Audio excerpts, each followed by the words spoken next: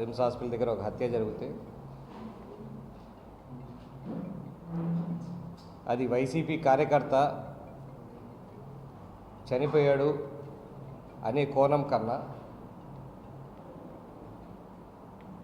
ఇలాంటివి జరగకూడదు, ఈ హత్యలు ఇలాంటి క్రైమ్ జరగకూడదు, ఖచ్చితంగా ఎంక్వైరీ చేసి దాని హంతకుల్ని తొందరగా పట్టకచ్చి చట్టానికి అప్పజెప్పాలని చెప్పేసి పైనుంచి మీరు ఒకటి దీనికి ఇంత వివరణ ఎందుకు చెప్తున్నానంటే చెప్తున్న తర్వాత ఆర్డర్స్ ఇవ్వడం జరిగింది. ఎప్పుడైనా కూడా పోలీసులకు 100% తీసుకోవడం జరిగింది. ఈ కోణంలో దీని వెనకల ఇంతమంది ఉన్నారన్న ఆలోచన కూడా లేదప్పుడు. అందరూ అనుకునింది, అందరికీ అనిపించింది ఆ రోజు ఒక చిల్లర గ్యాంగు వాళ్ళు ఏదో కొట్లాడుకున్నారు, దాని మీద తీసుకున్నారు అని చెప్పేసి.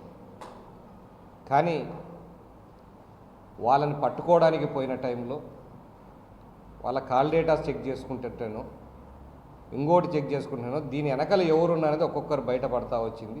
వాళ్ళని దొరికిన తర్వాత విచారిస్తే నిజాలు చెప్తూ రావడం జరిగింది. దానికి అనుగుణంగా పోలీసులు యాక్షన్ తీసుకుంటూ జరగడం అయింది. గుమ్మడికాయలు దొంగ ఎవరంటే భుజాలు తడుముకున్నాడు అంటే ఎవడో ఏదో సినిమాలో బ్రహ్మానందం ఆ పక్క దొంగ దొంగదనిపోతారంటే ఈడోడు అన్నట్టు ఉంటాడు చూడు, ఈడోడు నిమ్మ కూడా అనేది సినిమాలో ఉంటుంది, రవితేజ బ్రహ్మానందం.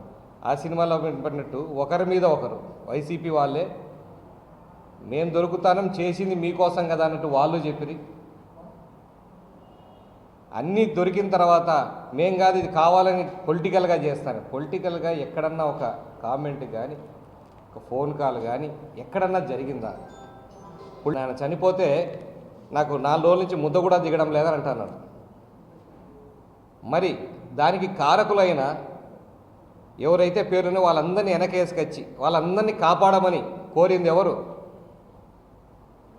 ఎవరైతే మర్డర్ కేసులో ఉన్నారో వాళ్ళందరినీ కూడా ఏమనకూడదని చెప్పి ఎస్పీ గారి దగ్గరికి పోయి అడిగిందే ఈయనకు ఫుల్ సమాచారం ఉంది. ఎందుకు జరిగింది, ఎవరు చంపించారు, ఎవరు చంపినారు అంతా మా వాళ్ళే స్కెచ్ చేసుకున్నారు. అది ఏదోగా డిస్ప్లే చేయాలని చూసినారు. అది ఏదో చిన్న గలాట వల్ల జరిగిందని ఒక సీన్ క్రియేట్ చేసి చేయాలనుకున్నారు. కానీ ఎస్పీ గారు గట్టిగా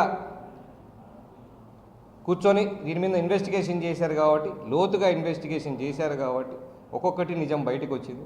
ఇంకా ఇన్వెస్టిగేషన్ జరుగుతూ ఉంది. ఎన్ని నిజాలు వస్తాయో అన్నీ మొత్తం ఛార్జ్షీట్ ఫైల్ అయిన తర్వాత తెలుస్తుంది.